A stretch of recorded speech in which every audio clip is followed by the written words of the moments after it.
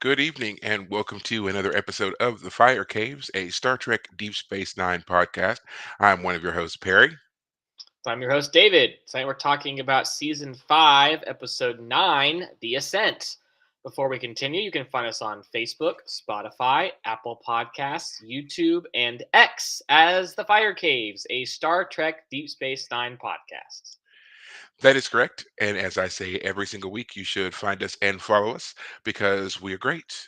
We're awesome. We're a good time. And if you stay tuned, you'll find out that we have gifts for you. So join us. Now, I know that I said once before that the oscillating P would never return, but apparently I am a big fat liar, and the oscillating P is back. As you know, as if you've been following along at all, I am in the process of moving. It's a very involved process, a lot that I've had to do. And once again, I forgot to really review everything and make sure that I had what I needed and don't have my camera right now. So, for those of you watching us live and for those of you who will watch us later, I do apologize. My bright, smiling face will be back next week for Rapture. But until then, just enjoy the oscillating P. I'm actually kind of like a low key fan of it. I don't know why. It is very Maybe that's hypnotizing. yeah, maybe that's why. Like subconsciously, I did it on purpose so that I could see this again because I thought it was cool. But no, I promise it'll be back next week when we talk about next week's episode, of course. Um, but yeah, there, that's done. Um, but yes, we will be announcing a contest that we're going to do later on in this episode for some episodes to come. So stay tuned for that. And yeah, we're going to get right into this one. But there's a couple of things I wanted to do before we actually get into the episode. But before we do that, as always, I like to check in. So, David, how has your week been? He's been fine. Yesterday, I was over at my brother's place because my niece is about to turn 6. Her birthday's on the 23rd, but of course, we celebrate a little early. And so she's now a little 6 year old, effectively, which is just crazy to think of. She's 1/3 of the way through being a kid slash teenager, not 6 out of 18. It's a third. So it's like, oh my gosh, like significant portion of her life has passed by, and she's not a toddler anymore. She's a little person now, and cute as could be. And um, Yeah. her little 2-year-old sister loves to imitate her. It's just fun to see it, and that was fun. That's why we didn't have the show yesterday. We normally do it on Saturdays. Today we're doing it on Sunday. I was busy. And then War and Peace. So I have about 200 pages left in the book, getting close to being finished. It is a hefty tome, but it's been a pleasurable read. The second half, in particular, because as I mentioned last week, Leo Tolstoy, as like the author slash narrator of the second half, is more there. He's like there are whole chapters of him just basically presenting his version of why wars are fought. The book's called War and Peace, of course. Like, why are wars fought? Why do historians tell history a certain way? History is written by the winners. You've heard said before, but his whole perspective is like, yeah, but that means that they tell lies about why things happened, even though they don't understand all of the history around certain events. So it's been a lot of fun to read that because I just finished reading Napoleon, as I've said before, and so reading this fictional account of historic events after having just read an historical account of these historical events has been a real pleasure. And I've been thinking of the analogy or of the comparison in my mind. People who have listened to the show before will know I'm a fan of Ender's Game, and Hmm. there's the book Ender's Shadow, which is written from the perspective of the character Bean. So it's the retelling of Ender's Game, but from the point of view of a different character. And I love both of those books. In particular, Ender's Shadow, because that's exactly what it is. It's a retelling of the story. And reading War and Peace has felt like a retelling of the Napoleon biography, but from a different perspective, at least on certain events. And so, like the videos I watched while reading Napoleon that talked about the history, then reading War and Peace and having that version of events being told, it's been a real delight, which is something I didn't expect. I think most people probably don't think to learn about the history of the Napoleonic Wars before reading War and Peace. Or I imagine there are plenty of people who think that that's a good idea, and maybe they do that. But I really do feel to really fully get the real context and the full understanding behind War and Peace, you have to know the history of the time. And I'm so glad that I just finished reading Napoleon and read War and Peace, because it really makes it come alive. So I'm happy to be almost done with it, because I've been spending about 4 weeks reading it. From basically the end of right after Thanksgiving is when I started reading it, and it's almost Christmas now. So I'll be done with that here in a few days. I'm going to read some of Charles Dickens' Christmas works. Christmas Carol, of course, being his famous one. I've already read that. I've read it the past two Christmases. I read A Christmas Carol, and I have a book that has more of his Christmas stories. So I'm going to read some more of that instead right before Christmas. And then after Christmas, it's Nemesis Games, and boom, we'll be reading Nemesis Games. You and I can then probably talk about it shortly thereafter. Looking forward to that. Do an after dark episode. Yeah. So Yeah. I was just thinking as you were telling me all these books that you were reading, and especially the time frame that you're covering. Hmm. And I really, especially when we get to that after dark special that we're going to do about Nemesis games, I think it'd be interesting to hear your take on that, and how you would compare that to something like War and Peace and what you read for the movie Napoleon. Yeah. And also, like you were saying, it's the classic phrase, history is told by the victors. Hmm. And that kind of Yes. revisionist history that we do see happen a lot.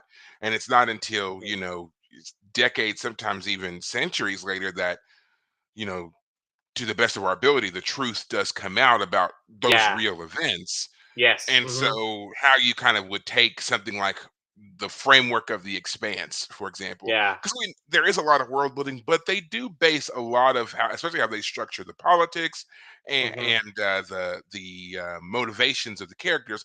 A lot of that stuff can be traced through several different characters throughout history as well. Right. So, Mhm. yeah, I think when we get there, you should definitely um, talk about that and how you've and maybe what you kind of realize through your reading of all that stuff, plus then the Expanse books and so forth. So Yeah, for sure. Yeah, yeah, I mean, if for I'll be no other happy to talk about reason, that. Yeah. yeah, because I mean, I love sci-fi books, and I do love sci-fi books that also come with their own kind of historical accounting of things and how they got to the world that they have created. Right. Uh-huh. So I've never really thought of doing that kind of comparison before until you brought up that you were reading these books. So I mean, that would be interesting just for me myself. So yeah, just I would like to hear that Mhm. when we get there. So don't Right. forget. Yeah, Don't no, forget. I'm glad you mentioned it now, because I'll definitely keep that in mind. And because there's a lot to say about that, which I'll save for that episode. Because it is fascinating, the comparison, and I know exactly what to say and to talk about it a little bit more. But yeah, definitely save it for later. Um, yeah, I imagine it'll be about 2 or 3 weeks before we ever get around to that. So I'll be sure to lock it away. Yeah. And yeah, can't wait. Well, great. So now switching gears a little bit, I know that I've already talked about a little bit about me moving and everything else. That's kind of old news. The thing I wanted to use a little bit of time to talk about was Star Trek Discovery, which I know that we did have a moment where I talked about it before, and we kind of gave this, kind of open forum. What were my thoughts on the show and so forth. And I have spent some time in between the colossal amount of boxes I've moved over the past 48 hours. Uh-huh. I have rewatched some of the episodes, and I just, once again, I feel like it's a show that deserves way more credit than it has gotten. And I think that it will be another show that in time will bear out. And if you just go back and watch those episodes again, I do feel like, especially hardcore sci-fi and Star Trek fans, there's a lot in that show that you can really appreciate. To In watching it again, I'm going to stand by my original statement of the thing that causes this show to suffer is the length of the seasons. If the seasons had doubled the episodes that it did, so basically more time to tell its story, I really think it would be an even stronger show than it is. The main Uh-huh. issue is they have to make so many extraordinary leaps because they only have 10 episodes to tell Right. a story. Mhm. And so There's people. The main complaints I always saw about the show was how unrelatable the characters are. And it's like it's not that they're unrelatable; it's that you get every single facet of their character in one episode or less. Yeah. Which, considering I'm saying one episode or less, that's a lot. That's a lot of information to assimilate about any character. Now realize they're doing that for like five. Mhm. So it's just a lot of stuff to take in. It's a lot of things to forget. It's a lot of things to confuse. And by the Mhm. time they've gone back and had a chance to kind of rehash some things, you've either forgotten about it, you thought it was a part of another character, or any other number of things that have happened, and it doesn't make sense. And then there's little things that they did try to like sprinkle through the various seasons or episodes that they did have in the seasons, and then all of a sudden here in season three, season four, there's just this overwhelming amount because they realize they haven't had the time to tell the story. And so now they need to, kind of do this kind of like story dump, basically. Mhm. But even with all of that, I still feel like they put out some of the most imaginative sci-fi that I've seen in a long time, and I am a lifelong sci-fi fan. I've watched Mhm. them all. I have not been one of those thoroughly. I'm just only in the camp of Star Trek. I will never watch any of the other ones. I've watched Farscape, Babylon 5, both Battlestar Galacticas, the old and the new. I've watched all the Star Wars. I've watched The Mandalorian. You name it. If it's a sci-fi show, I've seen it. Right. And even with that, there are things that they are doing that are truly unique that have not occurred in any other sci-fi franchise. Even in Star Trek, Discovery was doing things that no other Trek show has done. So I really feel like that show got a bad rap. Mhm. Once again, I'm sad to see that it's leaving. That the final season is coming out in April, and that's going to be it. And I wish that the show got a better run. And I know that they say the possibilities are endless, and who knows? In 3 years, 5 years, 10 years, they may come back and kind of give us a catch up on some of these characters. I don't Mhm. know, but actor availability being what it is, and all that kind of stuff, the chances of that are slim to nil. Right. Um, but I hope something does happen with these characters, and with them talking about gearing up to do more movies. The Section 31 movie is now in full go now that the SAG-AFTRA strike is over. I hope some of the characters from Discovery do make it into the movie. I don't see why they wouldn't, considering the main character of the Section 31 movie got her start in Discovery. So I think that it would make Right. sense to have some of them there. Right. And I hope that when they do future movies, they utilize these guys to an extent to kind of make the Star Trek movie verse, not just the television verse, but the movie verse more inclusive. Because if you think about it on the movie side of things, there's only been two crews that have done movies. That's the original series crews and the Next Generation crews. No one Mhm. else has a movie, and that's a lot considering that's Enterprise, Voyager, Deep Space Nine, now Prodigy, now Discovery, all of these shows, and none of them have movies. It's Mhm. crazy. So I hope that they kind of expand that and stop doing reboots, stop giving J.J. Abrams a pass on Trek and making us rewatch those all the time, and give us the other crews in some stuff. Right. So now, Yeah. so that's all I want to say on that point. I again, I think that we'll probably revisit the Discovery argument again, especially once the final season drops. The promo for the final season is out, as I told you guys last week. Go and check that out. I think that will be again some great sci-fi to watch. The CGI on it that they've shown so far, the AI component they've included in a lot of it looks really top notch. I'm Right. excited to see that, and I just want to see how they wrap up the show. Right. I definitely feel like it's going to be a bittersweet ending because I feel like just like with Enterprise finally found its footing towards the end of the third season and into the fourth season, and then it was over.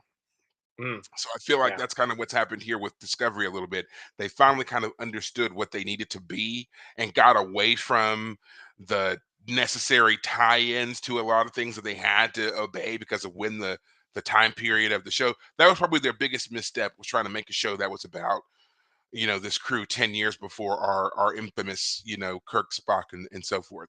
They always should Right. have been forward leading instead of looking back. And Yeah. now that they kind of they not kind of, but definitely have stepped out of that shadow, the show is better. The Mm. show is much better. They don't have to depend on anything anymore. They are their own Right. thing, and we're gonna be sad when it's over, I feel like. So we'll see. Gotcha. Okay.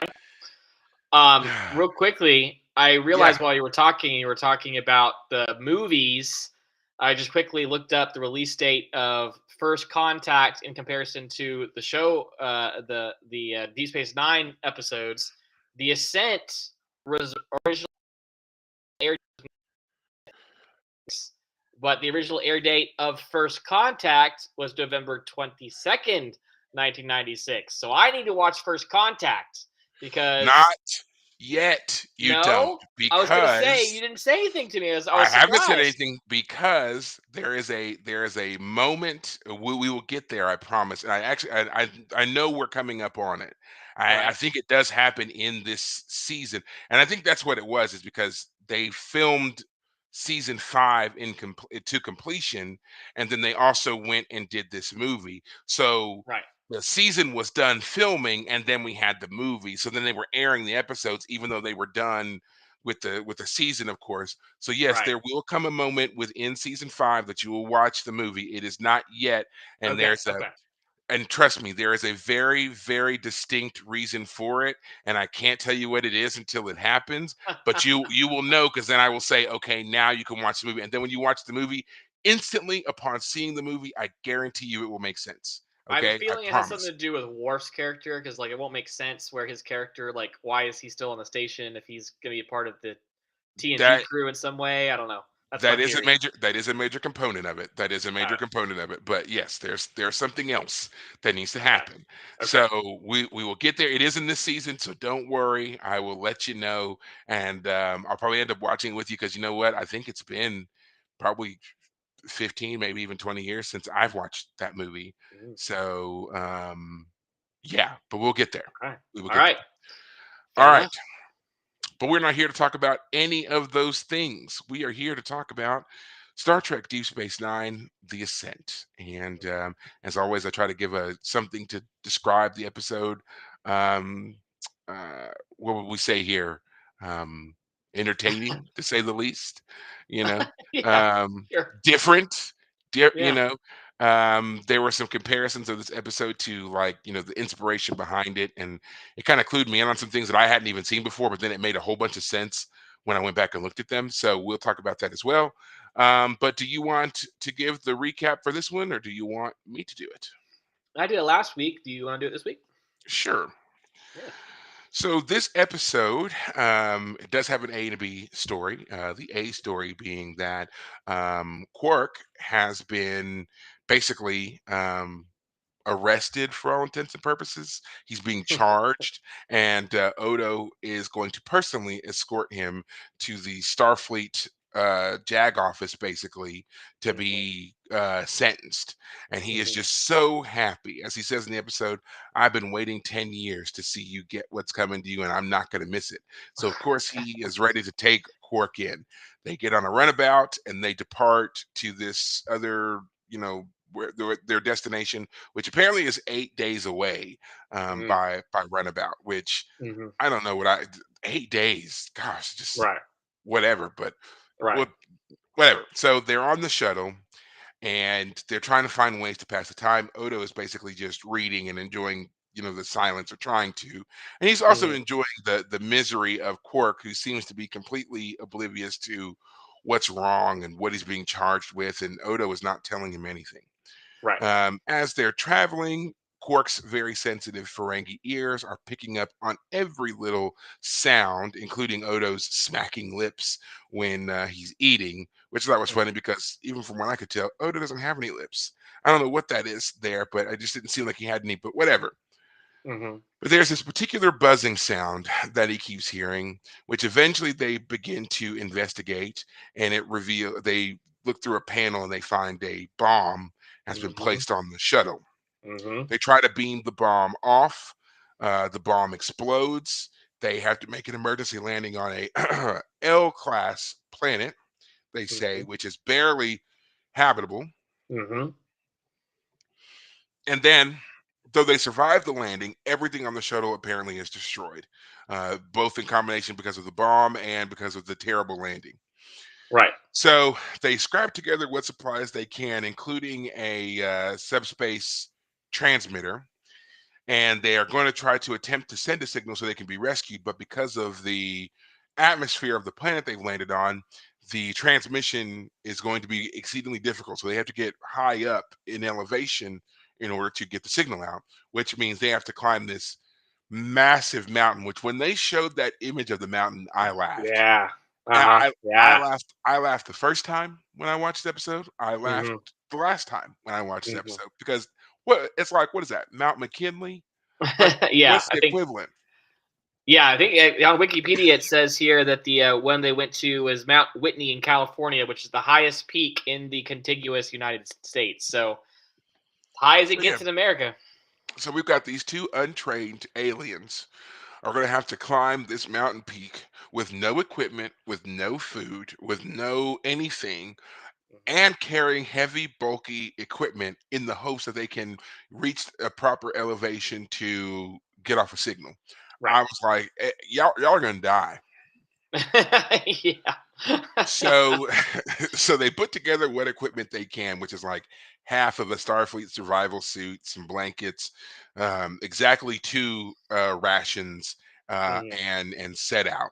Everything on the planet is either poisonous or just inedible or whatever it is. There's nothing, and they're becoming weaker and weaker as they travel. But also, despite throughout all of this, they are bickering with each other. Their mutual hatred for one another is shining through, Mhm. and they get to the point where their argument just causes them to completely break down. They end up fighting. They toss each other down part of the mountain, which leads to Odo breaking his leg because, again, Odo is now solid. Solid. Yeah. So now Quark, little old diminutive Ferengi Quark, has to carry the transmitter and Odo, dragging him up this mountain. I'm like, yeah, y'all gonna die in the freezing temperatures. Tries to make it. Eventually, he gives up, or and Odo tells him to leave him. Um, he goes on without Odo for a while. Odo tries to eventually follow, but then he also gives up.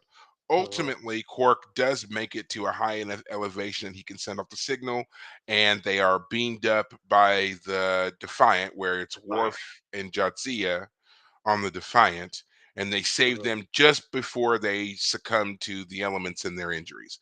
But Right. before they totally pass out, there's a nice little moment where they're in the darkened infirmary, and Quark's like, "Hey, all those things I said to you back there, I meant every word of it." And he was Mhm. like, "Yeah," and Odo's like, "Yeah, so did I." And they share a mutual love-hate laugh or whatever, and that's the end of their story. Right. The B story is that we see the return of Jake and Nog. We get to Mhm. catch up with them. So Jake is now full on adult. I would say he's 18 here, gonna move out on Mhm. his own, have his own quarters and stuff, and he's picked quarters that are on the other side of the habitat ring, as far away from his father as he could possibly get. He's looking forward to being on his own, and he's ready to strike out and be the man of the house basically. Uh-huh. And at the same time, Nog has come up through the academy.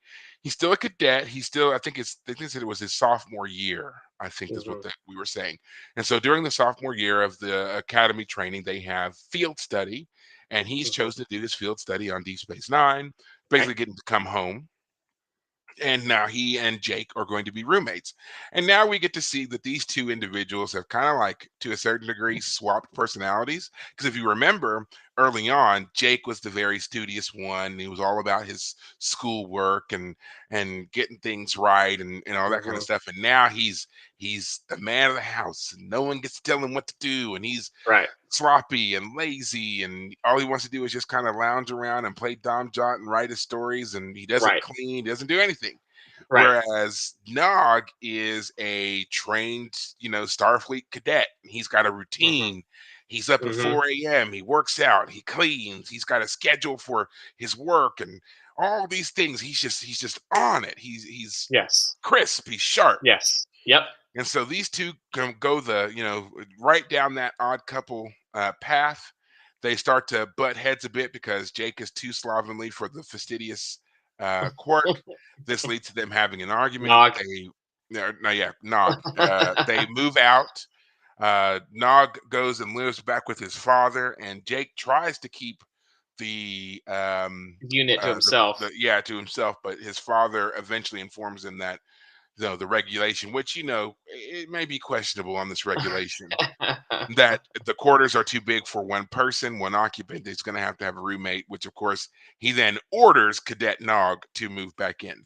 Right. Now, before he orders him, of course, this leads to a little bit of a nice father-to-father moment between Rom and Cisco, and Rom is also complaining about how different his son is. And Mhm. even to the point where while he was sleeping, Rom withdrew some of Nog's blood to test and see if he may potentially be a changeling. And he's been Yes. carrying it around, hoping to see it change, which of course it doesn't do. Right. Yep. So yes, Yep. ultimately to solve the problem, Cisco orders the two of them to live together. They have to come to an understanding, which they do, and obviously their friendship is pretty solid enough, and they eventually figure it out. But yeah, that is essentially our episode for both our A and B story, and we're going to get into the rest of it. Yeah. Yep. All right. So as always, David, I'd like to ask that very first question. As our first time viewer here, what did you think of this episode? Yeah, this episode is basically the story of the two odd couples, Odo and Quark, and Nog and Jake. And I think this is an episode. I'll just say it up front. This is an episode where you can kind of skip it in the sense of like there's no major change in anything that's going on. There's no big changeling conspiracy, no Romulan conspiracy, no Klingons doing this or that. This is a relatively innocuous episode, which is fine. I'm not saying it's a bad thing. Yeah.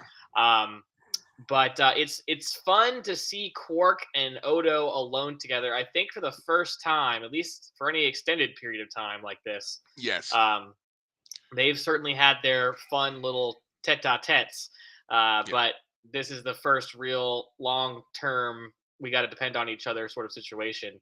It makes me Mhm. laugh a little bit because in so many scenarios when characters have to go off in one of the runabouts to go do a task, they'll send whoever they feel like sending. Who's going on the runabout on this mission? Whoever the plot calls for. And so who does the plot call for? Oh, just Odo escorting Quark, which is just enough for the two of them to have to depend on each other when things go bad. So it's fun to see the Yeah. two of them work it out as opposed to like Odo at one point is telling Quark, if Dax or Worf or Cisco were here, they wouldn't give up. They'd keep pushing on. Don't you dare give up. He's and S- Quark is like, well, they're not here, and it's the very point of the So it, episode is like, so I was just going to say, just real quick, the behind the scenes on this is that Renee Auberjonois and Armin Shimmerman, Odo and Quark, mhm, respectively, of course, mhm, um, had been pushing the writers and producers to give them an episode that did explore the animosity between these two characters. right. Also, for those who do not know, Armin Shimmerman and Renee were really good friends. They had been Yeah. friends for years, had worked together previously on projects. So I Oh, think really? so they're Okay, nice. actually, yeah, in real life, they're really good friends. So I think that's Yeah. another reason why their work together on this show is so good because they Right. know each other and they can work well off of one each other very well. Right. And yeah, they said that even before the episode was written, they had been campaigning to have some kind of story that would explain why these two characters were so antagonistic with each other, and there Hmm. just never really seemed to be an opportunity for it. Right. Our main storyboard producer, whatever you want to call him, Ira Stephen Bear, he had wanted to do something with them, but they really couldn't figure out the the background of a story to put them together in this particular manner. So, Right. they'd been trying it and trying it. They just didn't know when it was going to work. And then when the opportunity arose, they just really kind of jumped on it. And this is why this episode happens here. Right. Hmm. But yeah, these two are they campaigned for it for a long time, and so I'm glad that we finally get to see it. And it's great. If you Yeah. take away the backdrop and the reason, watching these two be petty and bickering with each other and all that, even finding out that Odo didn't even know why Quark was really being charged. He was Yeah. just he was needling him for information. Right. That stuff right there is just it's great. Yeah. I loved that development for the two of these characters. And yeah, when he's like, if Dax or Worf or Cisco were here, they wouldn't give up. And he's like, well, they're not. And it's such a great little scene. And Yeah. again, highlighting the fact that not everybody is Federation or Starfleet or any of that stuff. And Right. yeah, so these are normal people who are Uh-huh. stuck in these situations. And um for all of the people who always imagine what they would do if they were ever, stranded in Starfleet and whatever else, we all would think that we would rise to the occasion and whatever else. And Right. ultimately, yes, Quark does, but I feel like he's way more relatable here because I think we would all just be panicking at first, Oh gosh. Yeah. Yeah, for just sure. absolutely. Someone tried to blow you up and then you crash land on a planet where everything is, Yeah. barely habitable and it's freezing. And yeah, we would be miserable Yeah. in those conditions. Yeah. 100%. Yeah, what the one thing this episode does really well, which is why it shines and why and what it does, is it's an episode about characters. We learn about the development of all four of our characters in this episode. Quark and Odo certainly get the majority of it, but Nog and Jake do as well. What do we learn about Quark? We learn that what he's actually was actually happening as he reveals to Odo when it becomes clear that Odo does not know why they're going. Why has Quark been arrested and taken? Well, it turns out that the bomb was actually from I think it's the Orion Syndicate, if I The remember correctly. Orion Syndicate, a very Yes, prominent crime group exactly. in Trek. And Quark explains to Odo that if he had been a member of the Orion Syndicate, which is what Odo was suspecting, he would bomb themselves. They're not going to put up with any sort of nonsense. Oh, come on. Let's redo this. Come on. Yeah, they're definitely not going to put up with one of their members snitching on them at all, Right. And this is not the first time that we've heard mention of the Orion Syndicate in Trek at all. They Uh-huh. come up, I wouldn't say a lot, but whenever they want to talk about kind of this elusive crime element at certain Uh-huh. points, the Orions are kind of the first ones that get tossed around. Right. For a little bit of context, back history here, we do see the Orion Syndicate in Enterprise, and they Right. have the Orion slave trade with the Orion slave girls. We see the Oh. Orion slave girls on the original series with Kirk, Oh. and we actually get to see more of the Orion Syndicate later on in Deep Space Nine as well. Right. Um, we will see you will see the Orions again and their syndicate and their leaders in Discovery as Uh-huh. well. So yeah, they come up quite a bit for as far as alien crime mafioso ish groups go. Right. They Uh-huh. do pop up. So yeah. I think the Orions are interesting. I also think it's interesting that we barely even see the Orions, Yeah. but they keep getting referenced a lot. Right. So that's fun. Yeah. Yeah, sorry I cut out there for a second, but what I was trying to say was that Quark reveals that he's not a member, he's a witness, and that's why he's being called. And Odo is basically escorting him to keep him safe, not to you know keep him to jail him. He's going to be he tells Odo, I can't wait for us to get off this planet just so I can see your face when I get let free, because I'm not a member, I am a witness. And then Odo kind of jabs at Quark some more and says, well, you wish you could have been a member. Turns out, I bet that you tried all your scheming and all your money grabbing. You were trying to buy your way in, but you never could do it. You were just a lowly barkeep, and you never could get in. And so I think, is that what triggers their fight where Odo breaks his leg? I think that's what does it, right? Um, Yes, that's what yeah, triggers it. Is they, the real, them talking about the fact that Quark is kind of this failed criminal, and even the Orions won't take him. And right, yeah, they start their pushing and shoving, which then leads to that awful tumble. right, and that's the first. That's Odo's breaking his leg is because he's a solid now, and so him having to deal with being a solid is something that he's been having to deal with this whole all season. But back on the ship before they crash landed. Quark trying to get Odo to do something with him. Want to play a card game. Uh, Odo refuses, and so Quark steals the pad that he was reading from, and it turns out he's been basically been reading a really sappy romance novel. He's not reading some sort of Yeah, uh, you know prison transfer orders. He's one of reading those something one of those really dime store sappy. one of those dime store love novels. And Oh his, of course, man. excuse is, I need to get into the criminal mindset. And something about this book, Criminal Mindset. And Quark isn't buying it at all. Yeah, the only thing Je- criminal is that trashy stuff you're reading. exactly. Oh, Yeah, and he gives Odo a hard time for being attracted to Major Kira, but not being returned to him.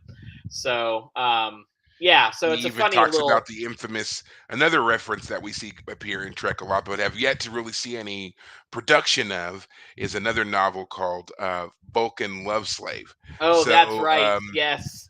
Vulcan love slave is a term that again has popped up in Star Trek a few times. We know that it's a novel of some length.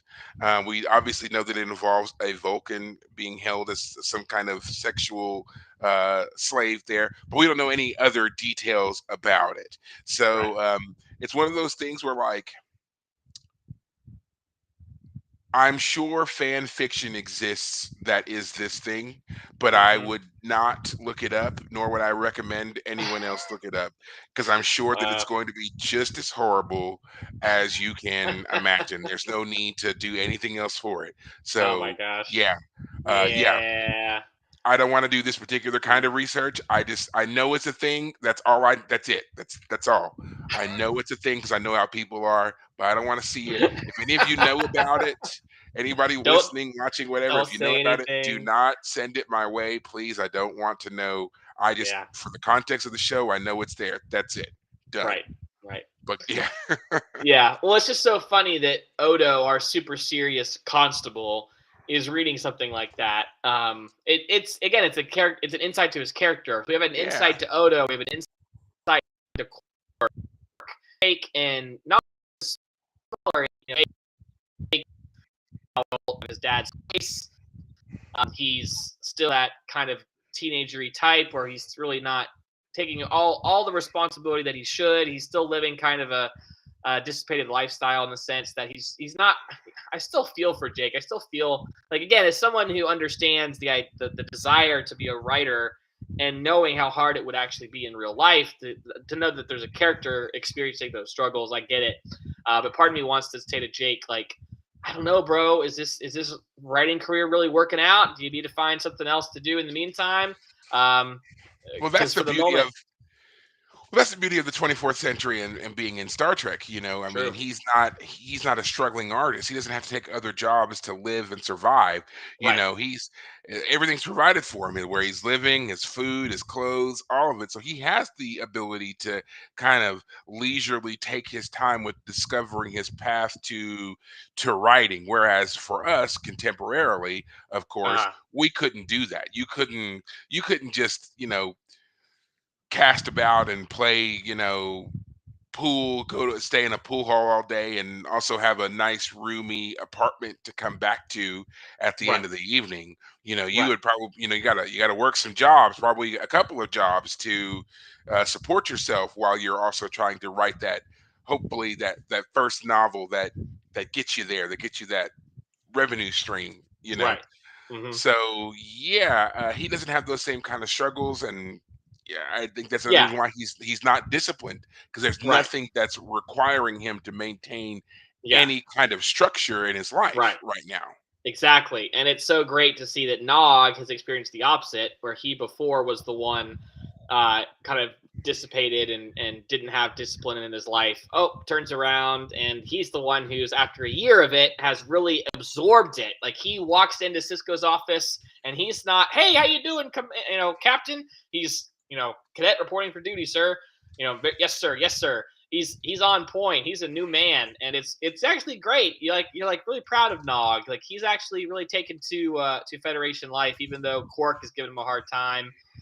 His dad has also joined the Federation in the sense as a technician, and the two of them are actually, really, really doing well. They're blossoming in their new roles. It's So great. let's stop and talk about this because I think we mentioned this once before in a couple of episodes, but now that Nog is here and we get to see it in full force, I really do want to talk about the fact that we see these two aliens who are in who were in their own culture. They were struggling. They Hmm. didn't have a place. They all they could really hope for was some kind of menial handout, eking out an existence under their uh, brother and uncle, respectively, of course. And Right. now, under this new system, under a new cultural perspective, they're thriving.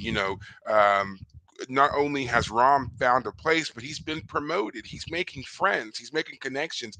He's a great technician, and he's enjoying himself. That's the other part of it too. He's enjoying himself. He's enjoying his life for Hmm. the first time and probably ever.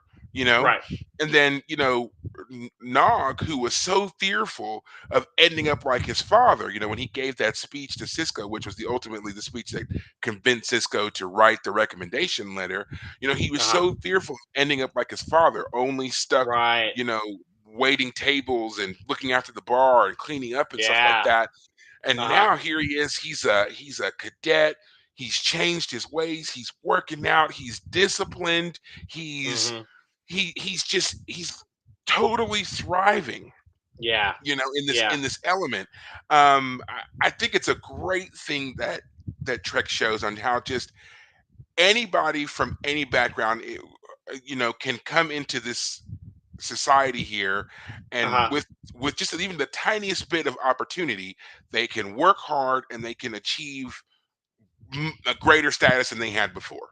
Right. Like, I don't think I've seen that anywhere else in any other kind of fiction, let alone science fiction. Right. And that's just wonderful to see. I love watching these two characters for that reason. Even though Rom annoys the hell out of me, I do love this for him. Right. Yeah. Yeah. Yeah.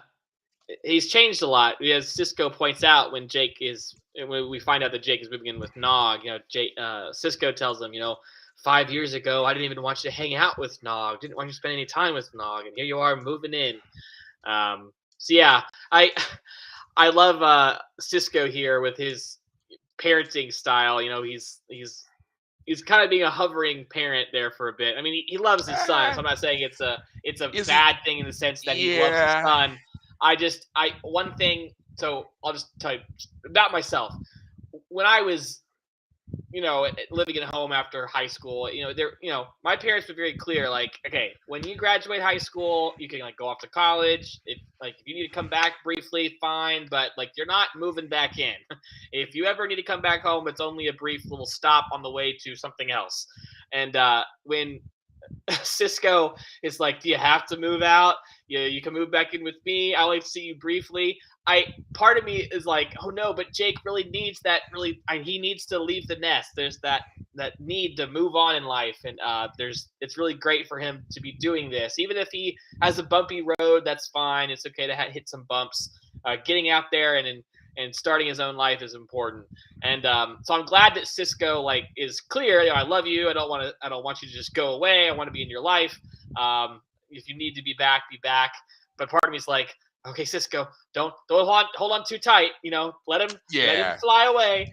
Now's his chance. But yeah, moving to the other side of the habitat wing. I mean, okay, Jake, like As I'll far see you away as he once a can. week for dinner. Right.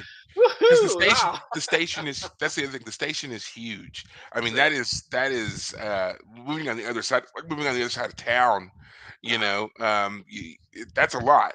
Right. And I wouldn't necessarily say that that Ben was trying to hold on to him a bit, but I think he was just kind of expressing that, kind of the bittersweetness of the moment. Like he Right. recognizes that his son is growing up. He's his own Right. man. He needs his chance to, forge his own path. But at the same time, that's Right. his son, and we got to Right. also remember what they've been through. The loss Right. of Jennifer, him having to find a way to be not just a father, but also this leader of people while raising his son as well.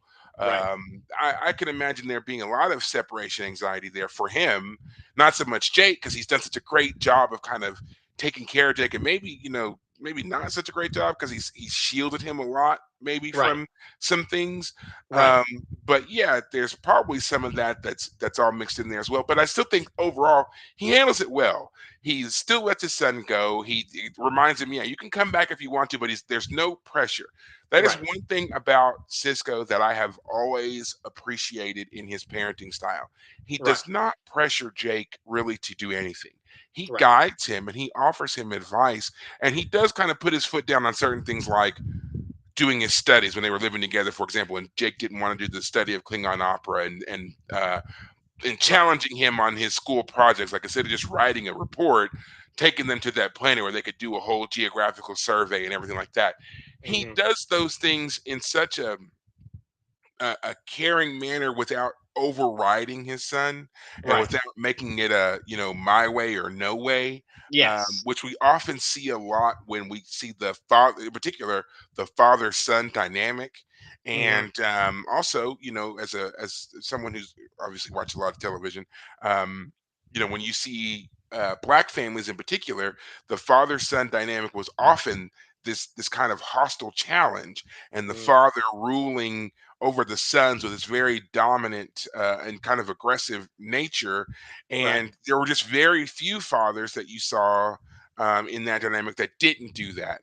Right. And so to have one in a sci-fi show, such a forward-leaning, such a very progressive show, and not only showing that he wasn't being dominant, but that he was being very nurturing and supportive, really, struck a chord with me, and I think it was a lot of other people as well.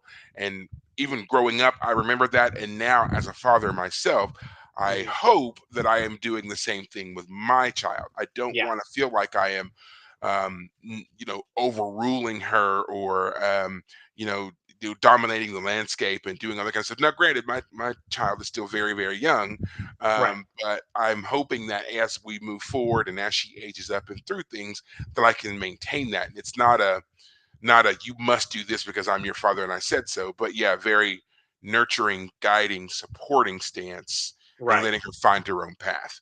And I feel Right. like, yeah, I can definitely say I got that from Star Trek, from watching this, Mm. you know. Yeah. Okay. Yeah. Yeah. Cisco has always been a great parent, and I really like you pointing out. Yeah, because Starfleet is presented as of a sort a utopian society where you don't have to, things can be produced very easily. Food is just go up to a replicator. I mean, again, Jake Sisko's biggest problem is putting stuff back in the replicator as Yeah, opposed to getting stuff out of it.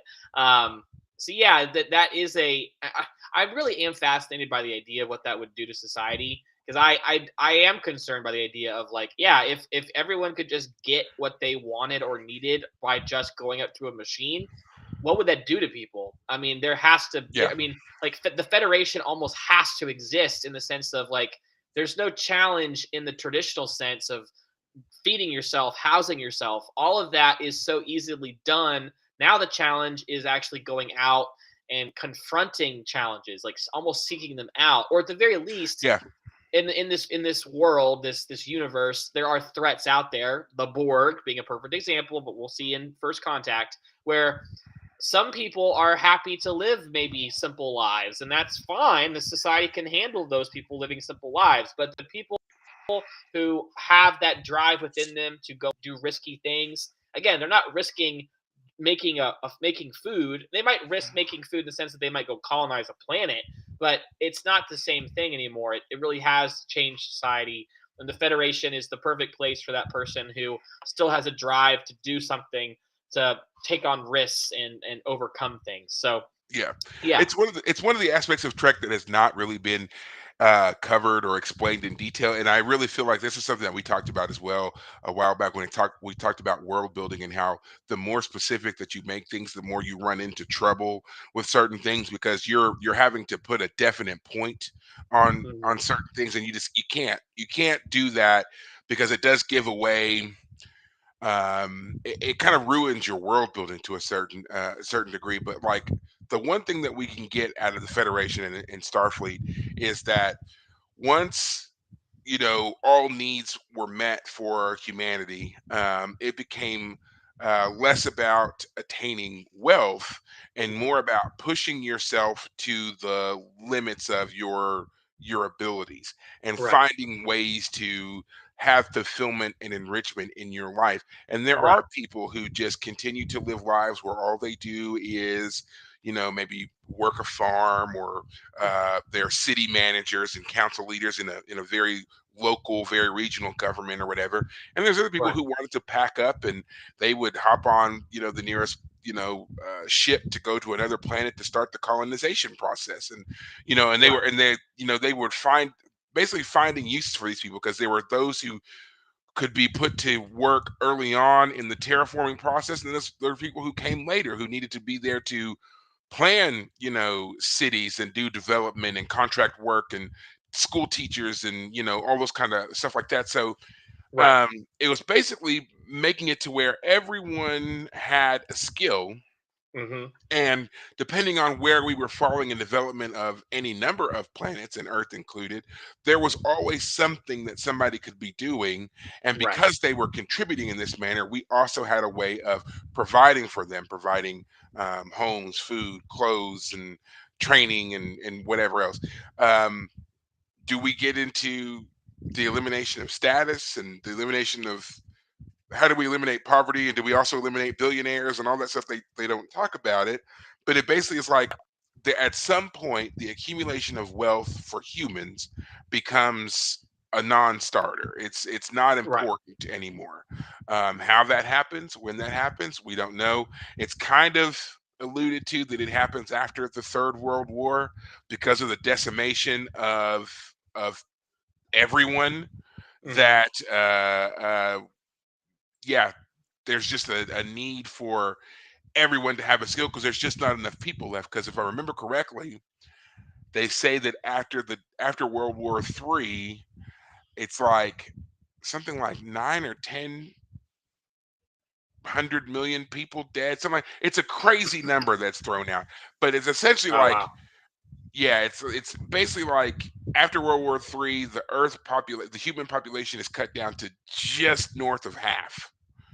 So kind of like a Thanos snap there for humanity. Uh, yeah, and so now you have an overabundance of resources because there's just not that many people around to Uh, do anything. okay. So I think that's Right. what helps to even things out. Now, do I think that we need to have a culling basically in order to get there? No. I don't want there to be a World War III. Trust me. But yeah, I think that's kind of how Starfleet comes into being, is everybody realizing, hey, this is all we've got. If we don't do something soon, then our whole race is going to die off, and we don't Right. want to go the way that we did before, because what we did before is what got us here in the first place. So we Right. have to have a true paradigm shift, Right. and this is the result of it. Right. Yeah. Makes sense. Yeah.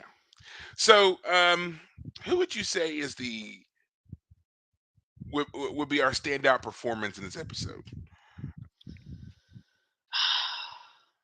I mean, Renee and Armin Shimmerman as Odo and Quark. They are. I mean, let me put it this way: Armin Shimmerman has been playing Ferengi since the TNG show. Like Yeah, yes, he he's been a is Ferengi Ferengi. forever. I watched a clip, like it was just on my YouTube feed. It was one of the episodes where the TNG crew is up against a they still I It's forget which called The episode. Last Outpost, and it's where they're up against the Ferengi and they get trapped in orbit of that planet that was a part of the Takan Empire before it fell. And the guardian of the outpost has frozen both the Enterprise and the Ferengi ship, and Armin Shimmerman is No, one of the no. Ferengi on that ship. Well, that is the one where he's no. I'm talking about the one where like the Ferengi have an old Federation ship in their like they're dragging it along or something. Oh, that's Um, called The Battle, I believe, and that was where the old Stargazer comes back, right. and Damon Bach has put that thing on there to manipulate Picard. Yeah, I forget exactly what all the details were because it was just a clip, but it was the clip of Cisco or Picard blows up the Federation ship that they're threatening the Ferengi are Oh, wait, threatening that's a somehow. different episode. I know there's several Ferengi episodes, so yeah, you jumped into the old Outpost one as if that was what I was talking about, Because but well, no, because you were talking our about Armin Shimmerman as a Ferengi, well and that was the first one. that was the first one. My point is that he plays the captain of the ship that they're up against in that episode, and you can tell it's him if you Oh, know it's Armin Shimmerman. yeah, what's that The, episode called? well, you That's can the figure it one out. where they were I don't. doing that's the one where they were doing the war games, right? And Riker is put in charge Maybe. of the old ship. It's called the Hathaway, Well, and the only point is that they blow up the ship at the end. There's something about they're holding the ship hostage, but everyone's off of it. I don't know. Again, it was only the clip of that episode, like a 60-second clip. okay, But my whole point is that Armin Shimmerman is Ferengi. Whatever the Ferengi are as a culture, as a species, he has been there at the center the whole time, and yeah, he just kills it as Quark. Um, and then yeah, Renee Auberjonois is Odo, and so I feel like I can't say that any one character stands out or any one actor stands out because I feel like everyone is their character to this point. That I don't feel like anyone was. Every performance was exactly what you'd expect. My only flaw at this episode, now that I'll get to, is that I do feel like the Quark Odo problem of we need to get to the top of this mountain and the way it's handled is just I mean Odo breaks his leg. Quark is it's been 3 days since they've eaten anything, he says. Like the fact that they have to climb to the top of this mountain and they don't have food and they have to drag one of them along, have to drag around a machine, and then it's off screen that Quark gets to the top, turns the thing yeah. on, and then the We don't Defiant know is that like he gets to there. that. Yeah, we don't know that he gets absolutely to that top peak. He just Right. needed to get high enough in altitude to be able to send off a signal. So we don't Fair know that enough. he made it all the way to the top. We Fair know he enough. made it higher up than Odo. My only point is that the conflict that they are having to deal with of we need to travel across a landscape that's treacherous and we don't have food. One of us has to be carried along by the other. Meanwhile, I have to carry this machine. And at the very last minute, the Defiant shows up and saves the day. Like I literally was looking at the time. Like I moved my mouse on my screen. I was like, how much time is left in this episode? Because it feels like we haven't reached a conclusion yet. Is this going to be a Mhm. two-parter? And I was like, oh man, it looks like it's going to be a two-parter. And then that's exactly when Odo is finishing up his recording, or he's like, oh, take my body and put it in ashes and put it in my bucket, shoot it through the wormhole, and desiccate Quark's body if you find him, because that's how he would want to go out. Like he's giving his final rights, basically, his final will and testament. And then Shimmer, he's saved, and there's Bashir, and That's it's classic Trek done. fashion. That's classic Trek fashion Yeah. of So I finishing in the last few minutes. No, yeah, no, we don't get to yeah. see the full resolution. But yeah, yeah. Yeah, so it's a Deuce Ex Machina. Anyway, Deus Ex Deus.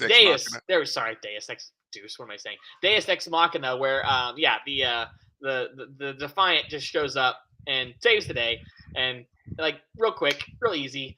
It felt a little too quick, frankly. But you know what? We got a Quark and Odo episode, so okay, fine. But while I'm thinking about it, I don't remember seeing Dax in this episode. We saw Yeah, we O'Brien do. briefly. We see Where was Dax. Dax? Where was She's on the Dax? Defiant. She's on the Defiant. When they beam Odo up and he materializes in the transporter pad, she's right there standing next to Worf. She's the one who tells Odo that they found Quark. And if it wasn't for Quark getting the signal off, they never Oh, would have okay, found that's them. it. She's the one That who was it. says it. So we Okay, see that's right. everybody That's right. except for no, we see We saw everybody in this O'Brien. episode. Yeah, we saw O'Brien too. He briefly was talking to Briefly. Nog about Yes. your good job, cadet, kind of stuff. Yeah. Um, So we get but to yeah, see everybody very briefly, but everybody is in the and episode. And Kira, we saw her briefly. She still has her pregnant baby belly looking going Yeah. on. I mean, she hasn't given birth yet, but her hair wasn't nearly as done up as it normally is. It's normally redder and more like I don't know. Like I saw her when she was on screen for her brief scene. I was like, man, she like came in real quick and did her scene and went back to went back home or something. Like, it's Hey. fine if she was pregnant in real life and was like not able to be there for everything. Fine. It was a little noticeable. It's like, I see you Well, there. because I think that this is also the time when they were kind of filming episodes back to back. Yeah, they talk a lot about on these shows when they're doing these 26 episodes, they'd be filming for 18 hours a day. And Uh-huh. so a lot of that was, they were filming multiple scenes for multiple episodes in the week, the same week. So by the end of the week, they would have all of this stuff that they needed to get out. Right. And so yeah, I'm sure that they filmed a lot, especially since she was, returning from pregnancy and delivering the baby. I'm sure they Uh-huh. filmed a lot of her scenes like back to back just to give her that time. But then they were Uh-huh. just like, it's short because she probably just couldn't really be up for very long.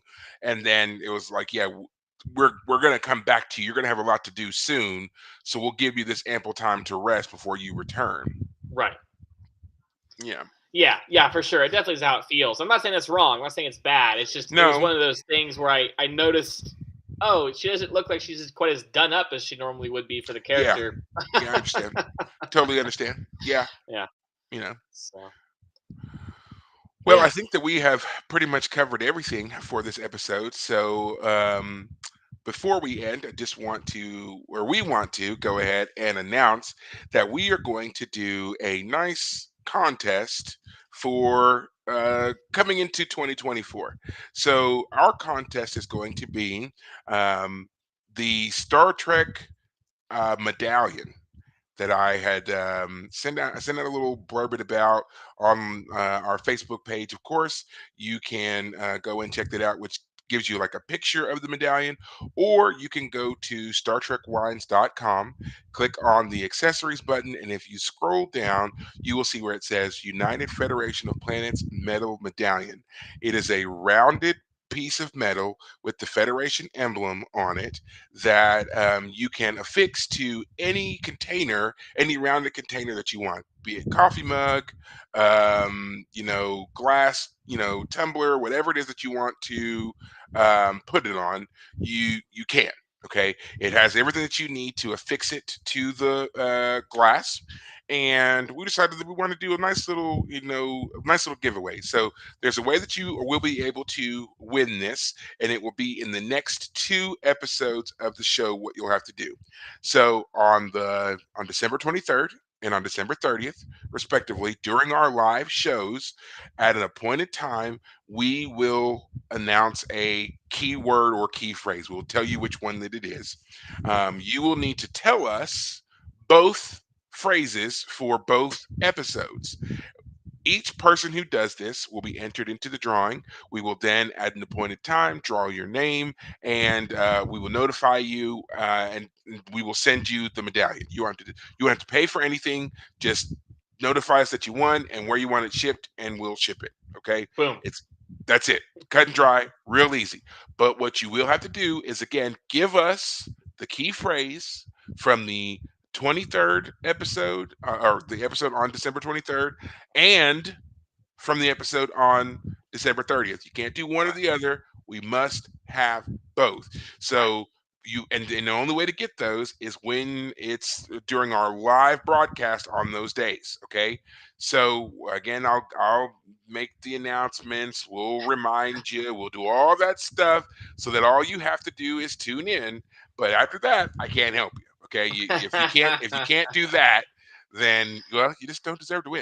Right. So be sure to tune in on December 23rd and December 30th to get the Right. key phrases so that you can enter the contest and win the medallion.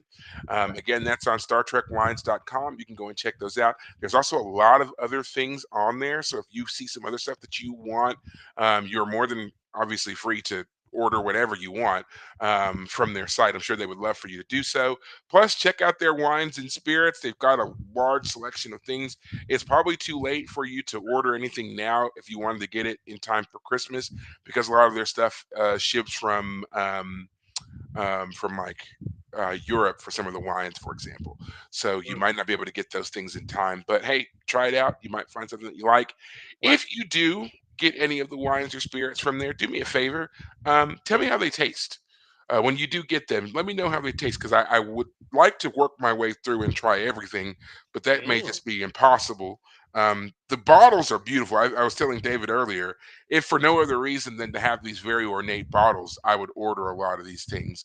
So right. yeah, go ahead and check that site out. See the other things they have there. And again, listen to us on the 23rd and the 30th, enter the contest, and you can win your own very free, very metal Federation medallion. Okay. Woohoo! Yeah. Um, but yeah, that will be it for us for this episode. Unless David, do you have anything else that you would like to add or contribute or say? No, I'll just say that Vincent is been participating in the live show today, so I imagine he has a little leg up. So everyone, if you want to It's true. win, know you have competition out there. Thank you, Vincent, for listening. He does mention in his last little um, uh, message he sent out, talking about the final scene about Quark and Odo talking. You did recap. You mentioned it. We didn't really talk about it, but the two of them laying there on their beds, and Quark says to Odo, I want you to know everything I said about why I hate you. I meant every word. And Odo says, so did I. And then they both start laughing. So yeah, love hate relationship for sure. Great episode between the two of them. Just to get some more interaction between the two of them in a situation that's outside our normal Deep Space Nine, just back and forth. Are you guilty or not of this or that? So yeah, good to see that happened. And I just want to say, I mean, the two of them, they went out there into the wilderness on that mountain, and Armin Shimmerman was pulling Rene Auberginois up that mountain at a certain point. Like he committed, like full on committed. So yeah, great. I'm glad the two of them have worked together and have a great relationship because they committed in this one to making sure that it Yeah, worked. And yeah, it was fun. absolutely. I Odo is obviously a favorite character. Quark has grown on me. I'm not gonna ever say anything negative about Quark to like be like I hate him or anything like that. But yeah, Hmm. once again, pairing Odo up with almost anyone seems to be a success because I mean he's just a Renee does such a great job. So yeah, I really enjoy watching those. Um, Right. but yeah, think that's going to be it for us. So as always, you can find Yeah. us and follow us anywhere that you happen to do your social medias. Of course, Facebook is probably the one that gets the updates the fastest. For some reason, Twitter or X is still not releasing things. I don't know why. I schedule the stuff, but it doesn't come out. So I don't know. Maybe I just have to Mm. like delete that account. I don't want to because there was just so much stuff that we've done from previous shows that was up there. Oh yeah. But so I don't want to. But if that's what has to happen in order to start over, I'll start over. I don't care. But yeah, Facebook Mm. has everything else, and you can leave us messages, comments, whatever on Facebook. We'll get to you from there as quickly as we can. Of course. You can also listen to us anywhere you happen to listen to podcasts. I happen to do it on Spotify. So, guys, until next week on the 23rd for our live broadcast, take care of yourselves. Thanks, guys.